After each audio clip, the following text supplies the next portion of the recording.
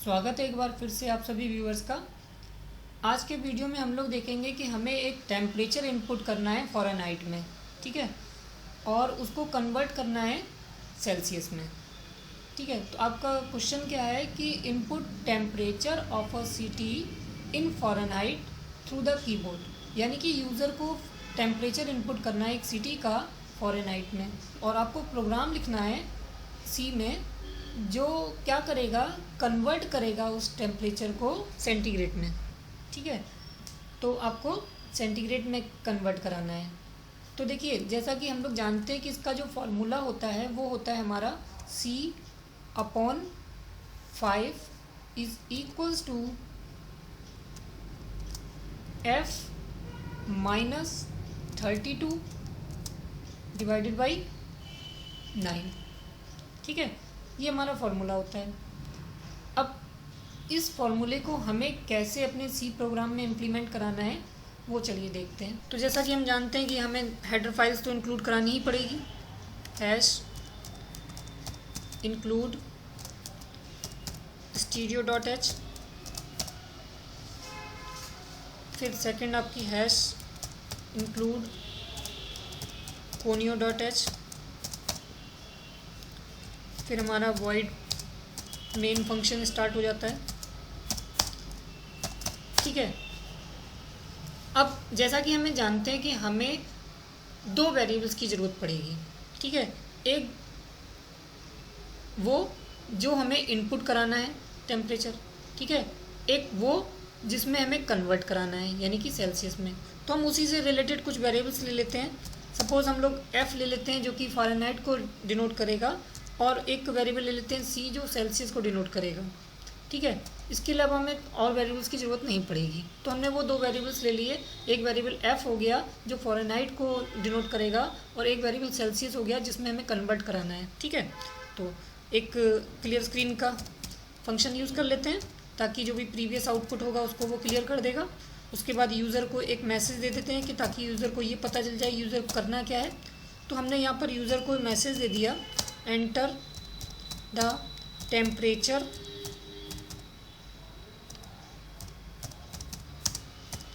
इन Fahrenheit,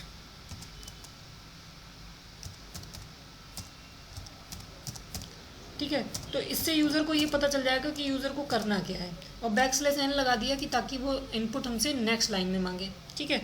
अब क्योंकि input देने के लिए हमें फंक्शन यूज़ करना पड़ेगा scanf, और यहाँ पर हमें कितने इनपुट लेने हैं, हमें एक ही इनपुट लेना है, और दोनों जो इनपुट है वो किस टाइप का है, वो हमारा इंटीजर टाइप का है, तो हमें % यहाँ पर लिख यूज़ कर लेंगे, ठीक है।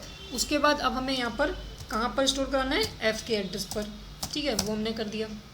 अब स्टार्ट होता है हमारा यहाँ से काम। जो हमारा फॉर्मूला था वो था C/5 is equals to F-32 divided by 9, ठीक है। अगर हम इस तरीके का स्टेटमेंट लिखते हैं जो कि सी में वैलिड नहीं है, देखिए पहली चीज़ तो क्या है कि जो आप लेफ़्ट में जो वेरिएबल यूज़ करते हैं वो आप एक ही वेरिएबल यूज़ कर सकते हैं, कोई एक्सप्रेशन नहीं आएगी। तो यानी कि ये जो C/5 है ये आपका गड़बड़ कर रहा है, ठीक है। तो सबसे पहले तो इस 5 को उधर लेके जाना पड़ेगा, और जैसा कि आप जानते हैं कि जो चीज़ यहाँ पर डिवाइड में होगी आप इक्वल के दूसरी तरफ ले जाएंगे तो वो चीज़ कैसे हो जाएगी, मल्टीप्लाई में, ठीक है। तो हम यहाँ से इसको क्या कर देते हैं, यहाँ पर इसको मल्टीप्लाई में ले जाते हैं, इंटू 5 कर देते हैं, ठीक है। अब देखिए यहाँ पर दूसरी गलती क्या हो रही है, ठीक है। अब यहाँ पर क्या करेगा, सपोज़ हमने कोई भी फ़ारेनहाइट में टेम्परेचर इनपुट करा दिया, तो पहले आपका जो एक्सप्रेशन है वो कैसे कैलकुलेट होगा, पहले आपका देखिए माइनस भी आया है, डिवाइड भी आया है, और मल्टीप्लिकेशन भी आया है।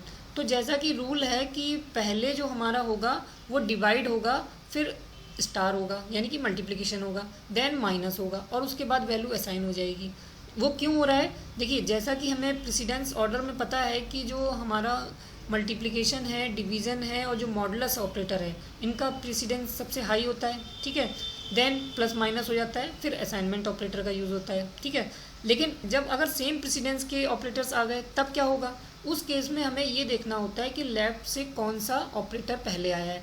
तो देखिए माइनस को प्रेसिडेंस दी नहीं जाएगी, तो हमारे जो सेम प्रेसिडेंस के हैं वो है डिवाइड और मल्टीप्लिकेशन, ठीक है। तो यहाँ पर इक्वल के नियरेस्ट डिवाइड आया है और देन हमारा मल्टीप्लिकेशन आया है। तो ये एक्सप्रेशन हमारी क्या करेगी कि पहले 32 को 9 से डिवाइड कर देगी, ठीक है, फिर देन जो भी रिजल्ट आएगा उसका 5 में मल्टीप्लाई कर देगी, ठीक है, और फिर जो रिजल्ट आएगा उसको f में से माइनस कर देगी। तो हमारा रिजल्ट हमारा गलत हो जाएगा। तो हमें यहाँ पर क्या करना है, हमें सबसे पहला काम ये करना है कि हमें यहाँ पर पैरेंथेसिस का यूज़ करना है, क्योंकि हमें सबसे पहले जो फ़ारेनहाइट में टेम्परेचर इनपुट किया गया है उसमें से 32 को माइनस करना है, देन डिवाइडेड बाई 9 करना है और फिर इंटू 5 कर देना है, ठीक है। तो सपोज़ हमने मान लिया कि यहाँ पर यूज़र ने जो टेम्परेचर इनपुट किया है वो f की वैल्यू जो इनपुट की है सपोज़ 131 इनपुट की है, ठीक है।